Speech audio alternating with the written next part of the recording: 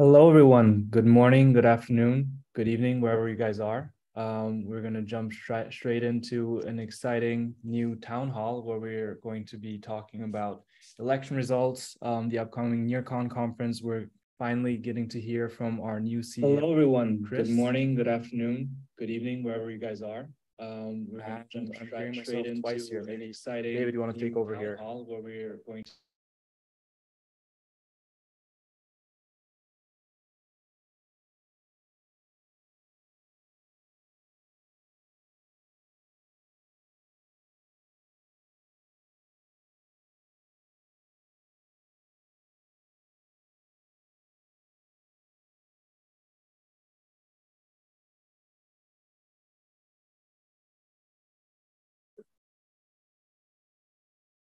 Yeah, Ilya, did we lose you? No, hey, sorry, it was some kind of echo happening. Hey, folks, great to be here. I guess,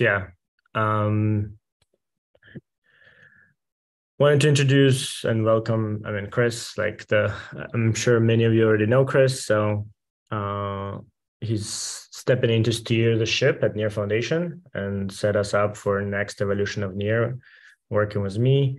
And I'm really excited to work closely with Chris on this. Chris, for those who don't know, Chris previously was at Outlier Ventures, working with hundreds of startup founders.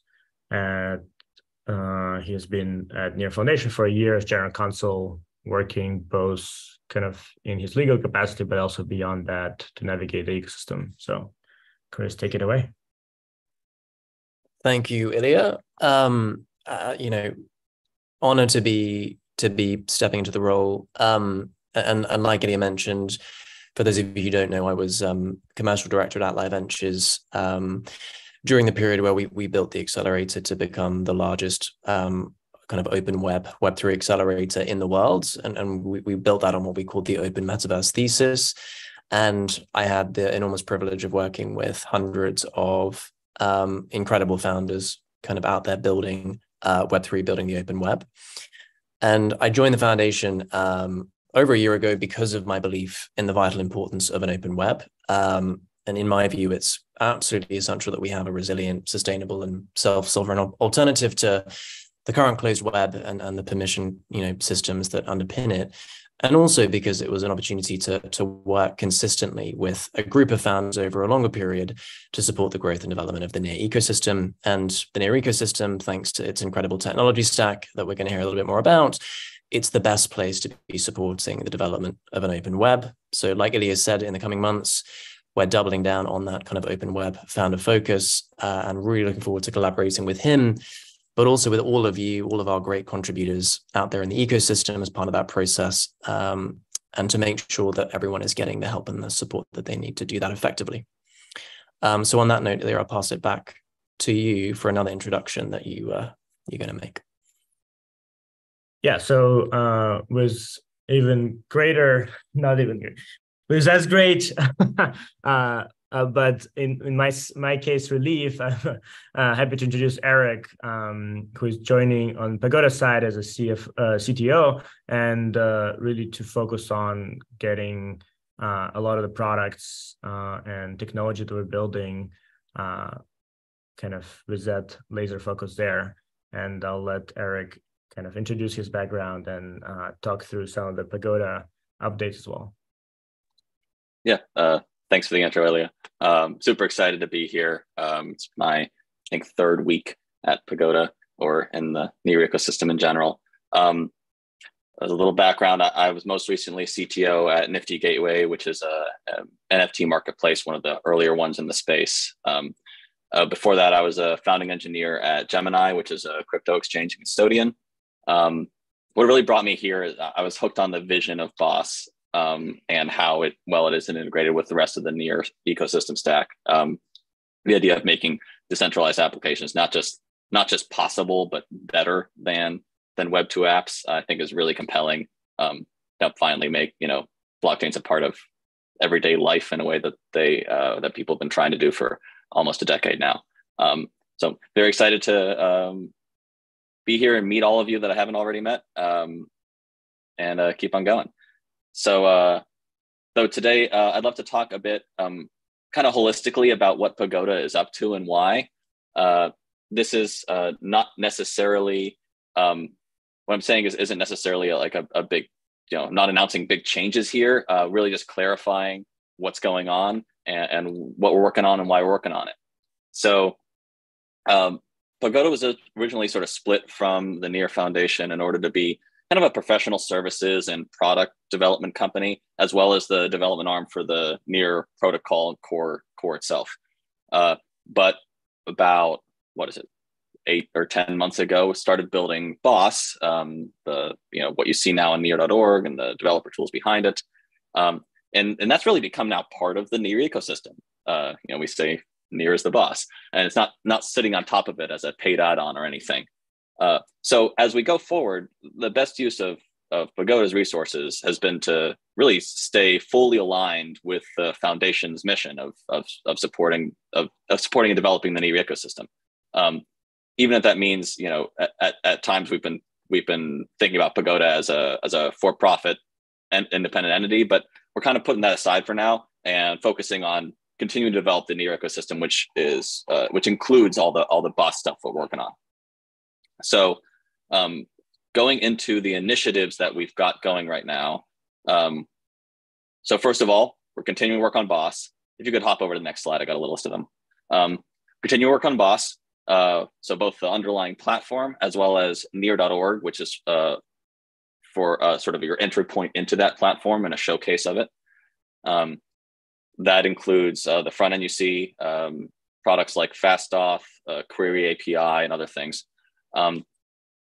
We are working on a new iteration of near.org. So we're really taking a more user-centric approach to what that entry point is going to look like and how it's going to feel, including sort of a community forum and resources for Boss developers.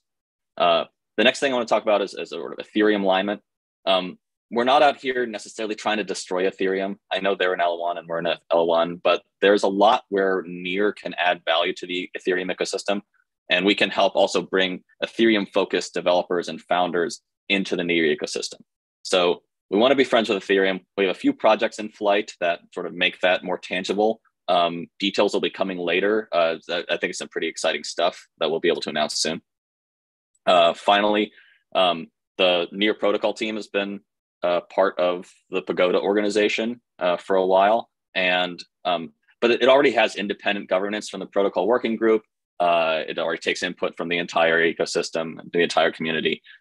They're now ready to operate independently of Pagoda. So we're working through the logistics of what it takes to spin that out into its own organization over the next few months, so that the protocol team is really going to be its own, going to control its own fate from here on out. I'm really excited about that aspect of decentralizing what we're up to. And the last thing I want to talk about a little bit about the strategy of how of the kind of products Pagoda is going to build and how we're launching them. And this kind of goes across almost everything we're doing. Generally speaking, Pagoda intends to make open source software. Most of our stuff is already open source on GitHub. We'll be open sourcing more and more going forward. Additionally, something that I think we're trying to correct is that we haven't been transparent enough with Pagoda's roadmap and plans. We're putting that all on GitHub as well, and we're going to be opening that up probably within the next week. Get some links. This will help anybody see what it is we're working on, next, and provide input to our team as well. We have no intention of hiding anything. We just hadn't gotten around to the mechanics of it, and it's very important to be committed to transparency there. So we can always be an open source software development company. But for some of the tools we're building, they'll need to be hosted somewhere to be effective. And so our plan there is to be the operator of first and last resort for these tools that we'll build. So to give an example, for FastAuth, we have just launched our SDK. It's now available as of Monday. So that's sort of the open source version of it. We're also an implementer of FastAuth on near.org. So we're offering that kind of as a free hosted service. So now with the SDK out, anybody in the community can self-host it, which we certainly want to encourage. We also want to encourage other cloud hosts, other paid services to host those things. So over time, we view that we feel that Pagoda should sort of not be a necessary service provider of these open source tools. Over time, we want to be more of an open source software development company, but we will provide hosted tools as necessary in order to help grow the ecosystem, in order to help provide the necessary services, and help to incentivize others to do the same or to self-host. So thanks for listening. That's sort of what I wanted to talk about, sort of what we're doing and why we're doing it and how we're doing it. And I'll give it back to Ilya to keep on going. Cool. I can start. Welcome, Eric. We're all thrilled to have you, and congrats, Chris, on being CEO. I'm going to step in and talk about Q3 OKRs now that Q3 is behind us. So what's most exciting here, our North Star. So we had set out to hit 2 million monthly active accounts by the end of Q3, and we finished Q3 with 3.1 million monthly active accounts on Near. So incredible to see that. Congrats, everyone. And then going through some of the sub OKRs here, the first category, Near is the boss. The first metric is around active devs. The goal was to grow from 500 to 750. We don't have the exact measure just yet. For this, we historically have been looking at Electric Capital's developer report, which should be out soon. But we are also working in parallel to get this data in more real time, so we can track it week to week instead of quarter by quarter. In terms of share of voice, our goal was to increase it. Unfortunately, in this quarter, it actually dropped down to closer to 7%. The biggest driver here that we saw in the past quarter was Solana grew quite a bit over the past few months in terms of share of voice on Twitter amongst key opinion leaders on Twitter. That's how it's measured. In terms of NEARCON, and we will hear from Yadira later today on this, but we are on pace for hitting our sponsorship goals, and on tickets, slightly behind where we were hoping. So we need to push there. But as we saw last year, tickets often get sold mostly closer to the event, which is happening next month. And then boss positioning V2, that will be coming in Q4 to coincide with NEARCON. Second category, Near is a thriving decentralized ecosystem. So the first one here is the NDC, finishing the elections and having a successful launch to V1 to kick off Q4. The elections are complete. They finished up a couple weeks ago. And you will hear from Blaze and the team about where we are there on the launch of V1. In terms of Horizon, they launched their first cohort a couple weeks ago. So we will be hearing a lot more about that later on as well, with a couple of projects that are in Horizon. In terms of the ecosystem model, the model that we've been working on cross-functionally is just about ready to be shared. And there are new data sets publicly available on Flipside that power almost the entire model itself. So the data sets are increasingly available publicly, and the model itself, we will be sharing more in Q4, how to view it, how to think about it, and how to actually pull the data yourself to look and dig in on your own. In terms of tokenomics, a new tokenomics white paper coming in Q4. And then in terms of regulatory and policy advocacy, we joined the CCI earlier in Q3, and more thought leadership is planned in Q4. And then in terms of NEAR is where Web 2 goes to become Web 3. The continual refinement of our strategy, more coming there. But in terms of getting BD deals launched onto mainnet, we had a goal of 15, and we finished the quarter with 17. And most notably, Cosmos with their Kaiching app going live about a month ago.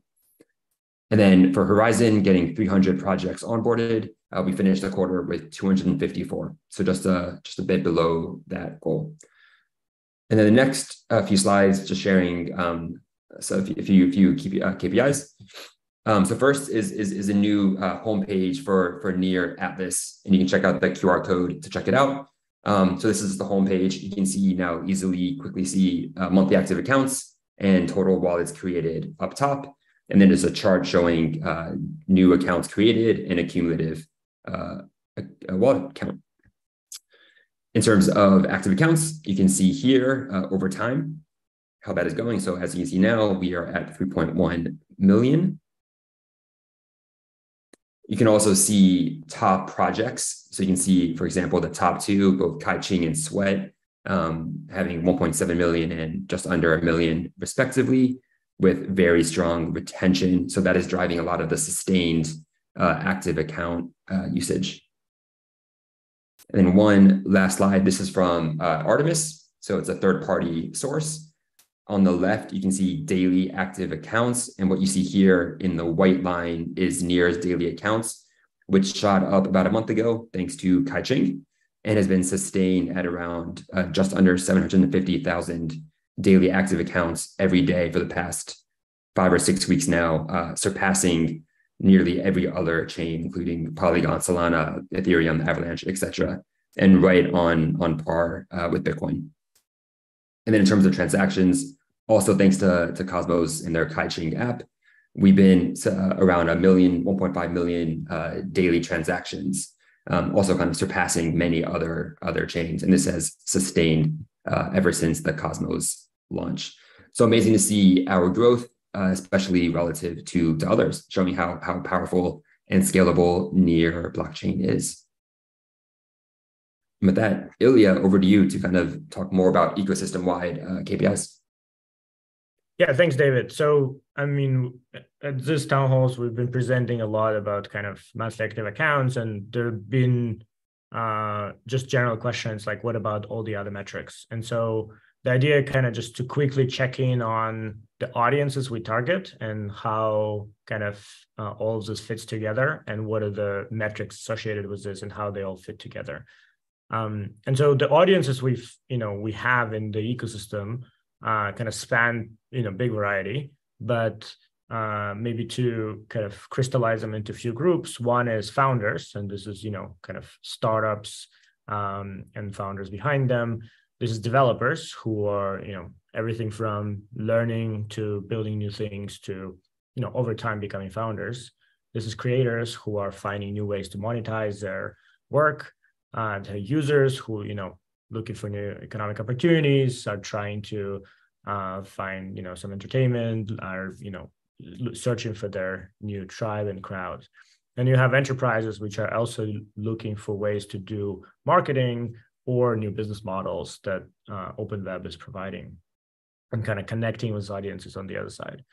And so you see founders kind of green lit because if we go to the next slide, founders are really at the core, right? They are the ones who, kind of usually any founding team has a developer in Web3. They are the ones who hire and educate more developers, right? To bring them in, they kind of are, attraction for them, like as a startup. They are usually ones who build platforms for creators and users. And in a way they, like through them, the Open Web has been built and kind of attracts a user. And enterprises really just, usually copy or kind of acquire / use what startups do, right? And so because of this kind of, and we talk about founders versus startups specifically because founders go from, a developer who has an idea, who's exploring, and where Horizon comes in, to a founder, of already established startup that, has millions of users like Sweatcoin or Cosmos, who really wants to innovate on their business model or bring something new to their user. And so like the kind of the range is very wide, but they're, are at the core of this ecosystem, and kind of everything is operating around them. And so if we go to next slide, all of these pieces really work together, right? You cannot say like, oh, we only focus on one thing, because like to feed it, you need, everything else in the flywheel. And so this is the idea of this growth flywheel, right? So if we have, kind of enough founders building really powerful Open Web experiences, those bring users who are transacting value. This gets, recognition from the market, which means there's more financing available through VCs and through the ecosystem and through users themselves. And they fund more founders who themselves coming from developers.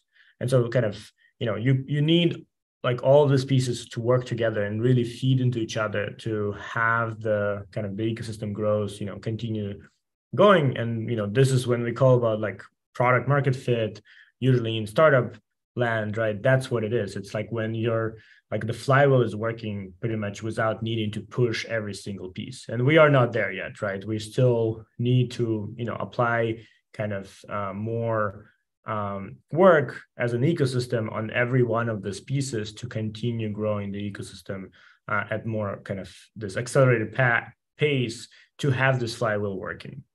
And so with each one of these pieces, there's an kind of associated set of metrics, right? And so if we go to the next slide, for developers, right, it's, monthly active developers that David mentioned, but also importantly, retention, like what's the percentage we retain from the developers who come in and start building.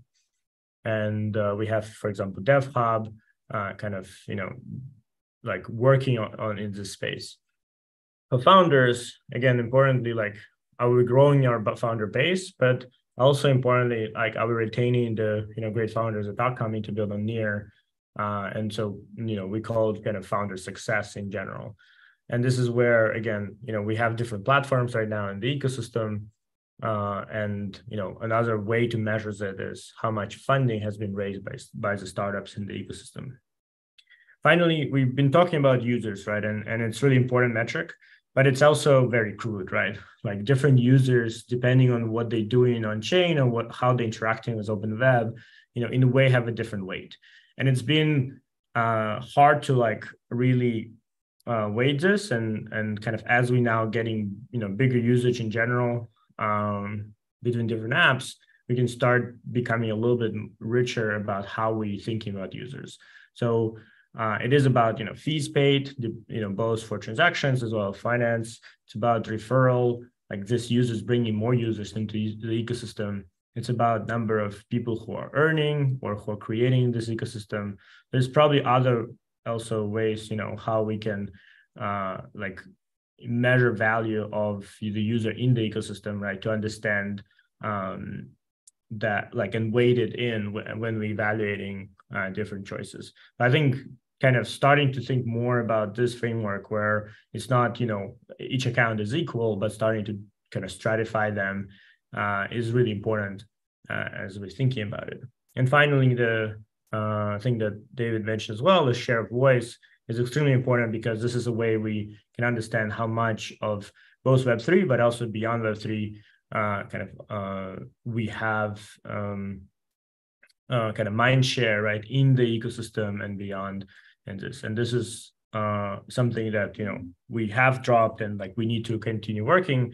And so kind of part of the reason why I'm describing this one is like to showcase how we thinking about it from Pagoda and as well as Near Foundation side, as we trying to figure out what are the pieces that need to be kind of filled in, but also as NDC is starting to set up their processes and their kind of decision-making process on what to approve on funding, I urge to really look at these metrics and understand how those funding requests are actually going to be moving them. And especially to focus on share of voice and founders, because those are the most kind of directly relatable with the community that we have.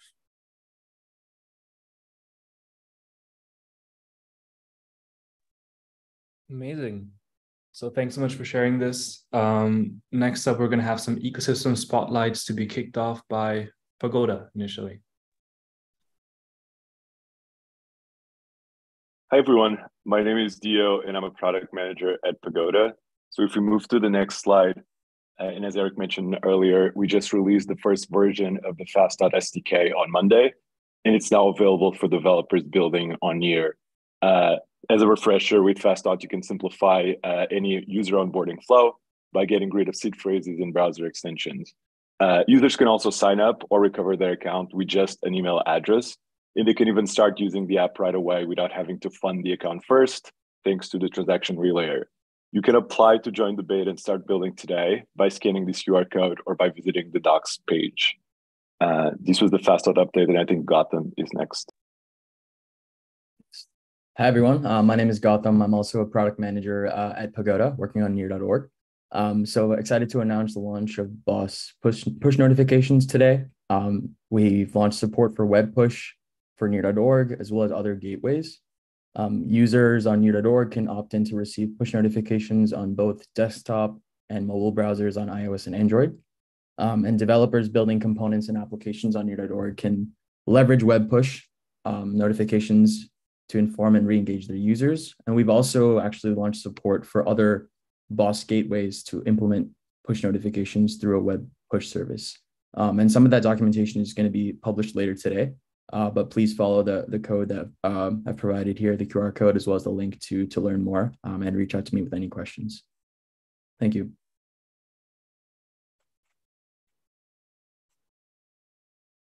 Next up, we're going to have a couple of companies that have been partaking in the current Horizon cohort. So I'm really excited to see what they will be showing us and what they've achieved over the past few weeks within this cohort. So hi, everyone. My name is Jerry Chen. I'm the CEO and co-founder of Gravvity AI. And basically, we're an immersive, gamified swipe-to-shop e-commerce platform. So basically, I'm sure many of you guys have used Tinder in the past. We basically use that kind of a format to basically allow people to swipe through different products, indicating whether you like or dislike an item. And of course, if you like the item, you can purchase the item as well.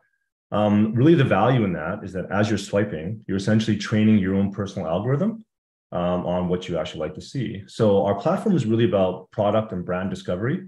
It's not about search, which is the kind of the norm in today's e-commerce shopping experience, where it's very transactional. And we want to make online shopping a lot more experiential, a lot more fun, social, engaging. And so we believe this kind of a format kind of changes the way people can shop online. Now, while you're shopping online, you also run into, the next slide, please. You also run into a few interesting things, which is like games that we actually embed into the process that are sponsored by brands. So as you play these little games, you can win rewards, you can earn discounts, earn prizes, just create a little extra layer of engagement while you're shopping. Obviously, the rewards that you earn, you can use for different types of transactions that you can pay for, or you can exchange them for other types of prizes and things along those lines. Now, as you're actually going through and you find products that you actually like, when you double click on a product and you're looking to start to consider buying it, instead of just taking you into a space which is normally sort of a 2D landing page like Amazon uses for all the products, we give retailers the option to land them or bring them into immersive experiences like virtual fitting rooms, AR, VR, 3D type spaces, whatever it'll take to create maximum engagement and ultimately lead to conversion. So ultimately, as a business, we have two main algorithms that we're developing, which is really product recommendation, and we hope that we can build potentially one of the best product recommendation algorithms out there, given that you're training yourself. And the second is basically an algorithm that will help retailers identify and personalize your experience to maximize engagement and conversion. Sorry, next slide. So one of the other cool features that we want to really bring to life is the ability to create a social shopping experience. So we've actually went old school a little bit and thought, well, how can we bring the TV, which is in everyone's living room that no one's using anymore, back to sort of being a part of people's social experience. And so when we think of shopping, if you could just picture it, you can have 3 phone screens shown on your TV, and basically your friends could be sitting on a couch, your friends could be spread all over the world, but you could be seeing each other's shopping experience live and commenting and sort of having, you know, social interactions about it. You can also have a synchronized scroll of the shopping experience, so you can all be looking at the same thing at the same time. So once again, just a unique way for us to create a hybrid shopping experience that brings it social, makes it social, whereas right now it doesn't really exist in the marketplace. Sorry, the next slide. Yeah, so we've had some really cool partnerships, particularly in Japan, and probably highlighted by our partnership with Toei, who is the Disney of Japan, popular titles such as Dragon Ball Z, Sailor Moon, Power Rangers. And they believe they actually have, like, they touch about 2 billion people worldwide. But one of the challenges that they face is they actually don't have much intelligence or understanding around these consumers and these fans that they have. So it's pretty difficult to just say, hey guys, you know, engage with us without some sort of format to allow them to do that.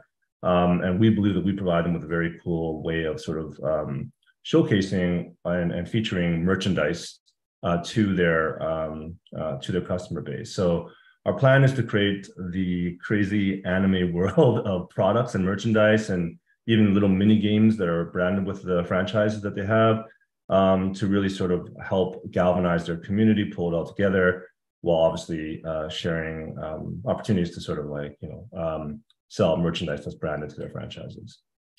Sorry, next slide. Yeah, and so our team is, you know, pretty cool. I'm pretty proud of our team that we have here. They work really hard. And, you know, Martin, our CMO, was the director of retail at Nike. Shale was the creative director at Adidas and Walmart. And Rorio was our chief AI officer, was the chief AI officer at Home Depot. So we could put together a pretty cool team to sort of tackle this issue. And we're just really excited about bringing a whole new way of, you know, looking at online shopping to make it more immersive and interesting for everyone. The one last thing I would also just leave you guys with is that we really want to be an eco-friendly e-commerce experience, which is really kind of maybe weird to think about, but like we want to make it so that people can actually filter out products and brands that have actually embraced ESG type standards and stuff, have a rating on different things. And also the virtual fitting room stuff kind of cuts down on all the shipping and back and forth exchanges and stuff like that. So we definitely want to lean in on that as well as we go forward. So the beta is out of our app, so feel free, if you could, to scan it. Love to get your feedback on it. The algorithm hasn't turned on, so just bear with us. We're still training it and getting it right, but hopefully you get the gist of the feel and the vibe of the experience. And like I said, I'm super excited to hear all of you guys' feedback. So thanks again.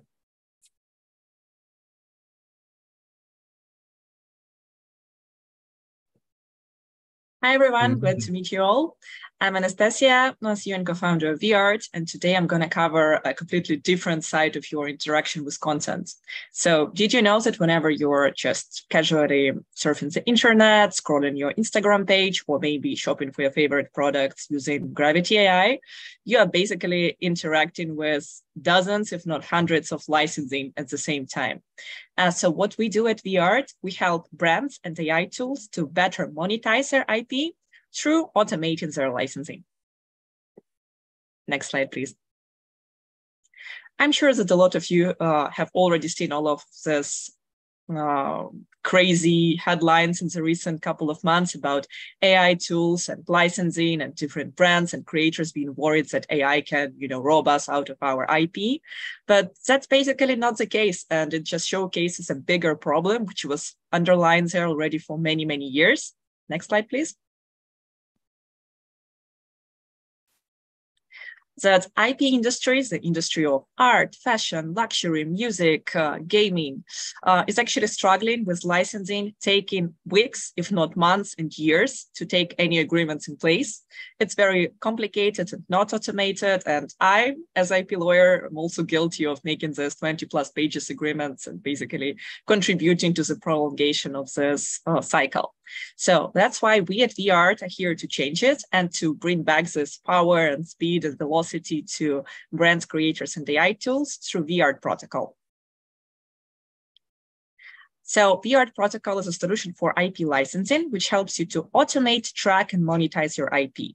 We have been previously accelerated by Meta and L'Oreal Group and have cooperated with 78 brands on our research phase. And currently, we are also a part of the Outlier Ventures and NEAR cohort to even better scale up with our product. Next slide, please. Basically, what it does, that's an SDK connected with an API, which we can provide to you so that you can automate all of the processes like legal, tech, and financials into one smooth process. So instead of weeks and your legal department, technical department, sales department, exchanging a lot of communications, documents, transactions, etc., we cut it into one simple admin panel. Basically what you do, and we work with both Web2 and Web3 companies, you take your file or you take your existing NFT and you can start issuing licensing offers to that. It takes just 30 seconds because it works like a constructor to fill out all of the terms which you need. And then the offer is being created for your buyer. So for your buyer, whether it's a YouTube blogger, another agency or company you're working with, maybe a creative designer or a game studio, it will literally take one click to perform a transaction and have the agreement being set for you. Afterwards, you can track and manage all of your agreements and all of your IP transactions in one single admin panel, and also get extensive analytics and of course scale up, because now it takes you just a couple minutes to create it instead of weeks or months to go. What's new on our side is that I know that many of you are familiar with our beta version, where we have been performing personalized integration and basically learning more and better about different segment and sector, what is needed. So now, just in a couple of weeks, we are excited to launch our subscription mode, where we will have 2 different plans depending on the amount of support you need. Next slide, please. And of course, briefly about our team. We have 9 people full-time as of now. We are mostly a Ukrainian team located everywhere in Europe and in the United States. And we combine expertise in IP law, blockchain, and AI. So we are perfectly suited to tackle the issues of licensing, both for blockchain, AI, and real-world assets. So my co-founder is a doctor of law with over 20 years of experience. My CPO and co-founder has already had a successful exit from an AI company and been specializing in AR and VR. And overall, we are so burning with this mission to eradicate this unneeded and unnecessary problems around licensing, so that every one of us can get better content faster, easier, and of course, more effective. Next slide, please. So what we would like to share with the NEAR community is, because we are just a couple of weeks from SaaS launch, we will be doing a final closed testing. So if anyone wants to connect and get a test version of the product right before the subscription launch, we'd be very happy to do a personal preview for you. We currently have a pipeline of over 200 brands, both in Web2 and Web3. So whatever kind of IP you are interacting with, is it audio, video, 3D models, software, images, maybe just PDFs, we can help you to automate, track, and monetize your IP better. Yeah. So here's my contact details. Please reach out on Telegram, just drop a message here, or fill out a form on the website. Would be happy to share a preview. And yeah, looking forward to seeing you all in the NEARCON. Amazing. Thanks so much for sharing this. I think next up, we have one of the most widely anticipated updates which is going to be presented by Blaze on the NEAR Digital Collective very first election. Yeah, so hey everyone, happy to be here with you. Let's hit the next slide here. So this is an election update today. So we had the elections a few weeks back, and the Election Integrity Council has been reviewing all the results of the election, tallying the votes, investigating whistleblower reports, from the community. If we hit the next slide here, we've got some metrics for you. So we had over 160 voters that went through a re-verification process to be able to vote. Of that total, 154 voters came out and voted in our first election. You can see there that we have 45 whistleblower reports that came in. The Election Integrity Council also had 7 additional cases that you can, review as well. We're happy to announce that that report is out today, as of today. So that's been published. You can hit the QR code there, look into all the cases and details. It's a transparency report that they provided. Now, what this council was really, this 5-member council was responsible for, was ensuring that the fair voter policy that was put out there was adhered to by all the voters, and they investigated any cases that the community brought forward or that they found to determine the outcomes of those particular cases. So we can hit the next slide. So while we don't have the final kind of results today, the formal reason for that is we want to make sure they're finalized on chain. So the tech work group is actively working right now to make all adjustments to the election, remove any votes that didn't line up with the policy or candidates that may have had an infraction on the policy. And then once those changes are final on chain, we'll post the results and announce that very publicly of what our final representatives are for this V1 election. So next, those elected representatives will be announced. The houses will begin to assemble. We can expect that our first governance session would start next week. They have through Friday to make those final changes on chain. And then after that, there will be a governance orientation for each house to get oriented to the governance framework, the duties, the responsibilities. And then from there, the House of Merit will work to create our first bill in Congress, which will be a detailed budget package that will have the line items and the things that are going to be approved in the budget for V1 governance. That budget package then goes back out to the community to approve the budget. So we need 7% of that voting body to come out and approve that budget. Once that budget's approved, the trustees or the enforcer of the trust instrument can recognize the voting mechanism officially, what is deemed as near consent.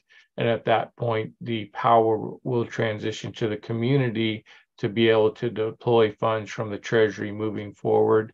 So once that's completed, the last step is to restore grassroots funding. So that means that constellations and projects will be able to apply for funding from NDC, and that will be our first governance session. So would like just to take this moment to thank Ilya for his vision, NEAR Foundation, all of our partners across the ecosystem, including Pikes Peak, who helped do detailed analysis through the election and after on this post reporting, all the contributors, hundreds of contributors. We had 13 core contributors in NDC, 30 plus champions, 431 OGs. It's been a tremendous effort that's taken about a year for us to bring to this point, and we'll have our first governance next week. So we'd just like to thank the ecosystem for their patience and their contribution to this, and welcome to NDC.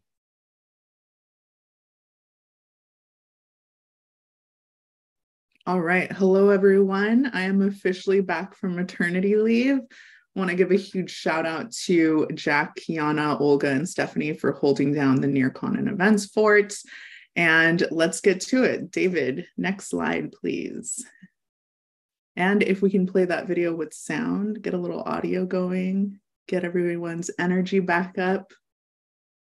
I don't know if you guys can hear it, maybe not, but NEARCON is T-minus a month away. I hope everyone has their tickets booked. It's going to be iconic. It's bigger and better than last year. 4 days of fun, 3 amazing venues. We're going to have epic parties, iconic parties, a week-long hackathon. It's all going down in Lisbon this year. So if you haven't gotten your tickets, I'm here to create some massive FOMO. You know you want to go. You know you're going to want to buy your ticket at the very end. Just do yourself the favor and get it now. It's easily available. You can purchase it in Near. There's a little QR code, take you to nearcon.org, so you can go ahead and finalize that transaction.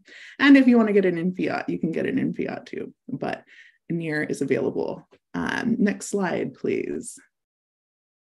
And just to kind of recap here on why you should come, every year when we plan NEARCON and strategize for the event, we really take into account everyone's feedback from the previous years. So for our ride or dies who have been with us since 2021, I'm sure this year is going to be just as astonishing as it was last year for you. Eclectic speaker lineup, we're going hard on diversity. It's not just about our Near ecosystem. We're stepping into the open web. It takes more than one ecosystem to really build that. We have the NCon app, which is truly a first of its kind, delivering a connective experience. I think you've never been to, or if you've been to a ton of crypto Web3 events, this is going to be your one-stop shop for connecting with all of the sessions, with individuals, with getting a notification on your web app of like what sessions are we on, and earning NCon, which Jake will go ahead and dive into and give you a deeper dive and sneak peek of what exactly went into the app to build it. Global ecosystem, get to know all of our ecosystem showcase projects supporting the event, big partners launching, and biggest news that's going to happen within the Near ecosystem. Parties, I already mentioned. We have a sustainable store, so who's sick and tired of going to crypto events and getting a big swag bag and never using anything in that swag bag? This year, you get to have sustainable products. You get to choose. You get to use NCon to purchase those amazing swag pieces. And we have 3 immersive venues. So the venues are open to everyone. It doesn't matter if you're a hacker or just a community member, a dev, founder, a creator. It's open to everyone, and definitely encourage all to explore those 3 venues. We have the NearCon HQ, Hacker HQ, and Community HQ. You can kind of get a feel for the look and feel of what's going to go down this year. Can't explain how amazing it's going to be. All you really have to do is just get your ticket and show up. So do yourself the favor, get your ticket now before it's too late. So Jake, I'll hand it over to you. Oh, actually, we have one more slide. So as Ilya mentioned, devs, technical founders, they're so extremely important to us. We give hackers tickets for free. So absolutely apply, get your free ticket, get to Lisbon. We'll see you there. Jake, over to you.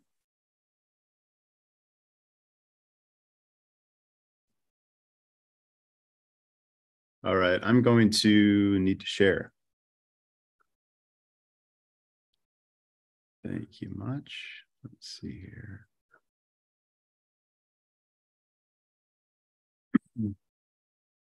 All right, everybody see that okay?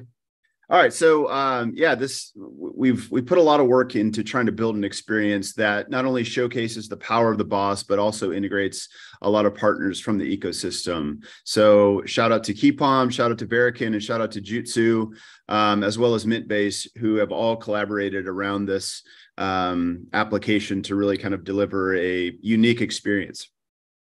And here's a few details for you guys as well. As you get your tickets, you're going to actually get an email with a receipt. Now, some of you have already purchased them and we haven't sent this out yet, but you'll be receiving another email that has this link in it. And what this is a KeyPalm link that's going to link to this ticket, what you see here. And so you're going to need to come with this on your device. So we'll have Wi-Fi at the event, and so you'll be able to pull that up if you don't have data or whatever. But your ticket will be this. Don't just screenshot it. It's actually part of the full experience. So once you get your ticket scanned at the door, it'll automatically cue the lanyard being printed. You'll get that, and the app will refresh, and you'll choose a username for the event. And so it'll look something like this. Let me click a few things here. Do it wrong and do it right. There we go. And then you'll be right into the application. And so this is where you're going to spend a lot of time, obviously, because you're going to be sending and receiving NCON throughout the event. We've created a lot of different opportunities for you to not only earn, but then be able to spend NCON as well. You can simply scan. This is all through the web app here. You'll be able to scan and receive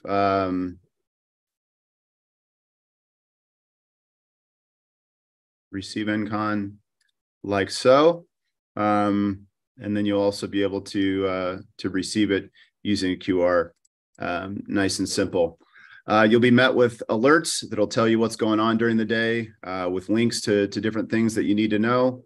You can easily kind of go into the alerts page and see all the alerts as they come. So you're always on top of what's going on at NEARCON. We're also going to see if we can incorporate some of the push notification stuff that Pagoda released today. So let's see if we have enough time. But anyways, you can also find a map of all the locations. So, there's a little bit of distance between the venues. So we wanted to make sure that you guys are well aware of that. And then you can drill into each venue and kind of explore that as well. The schedule will be readily accessible and you'll be able to kind of see what's going on. You'll be able to search and filter and all of that by, whatever tracks you choose or different venues, things like that.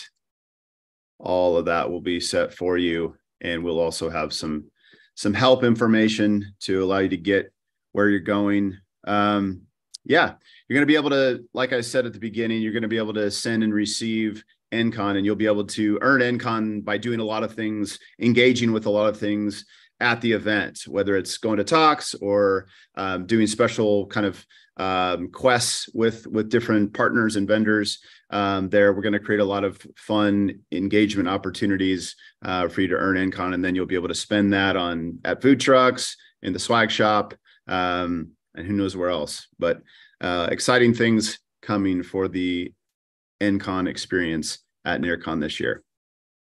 And I will send it back over to Yadira or whomever. Get your tickets, you guys. Get your tickets. Amazing. Thank you all. That is all the content we had for today's town hall. Thank you all. See you at NEARCON. Bye all. All right.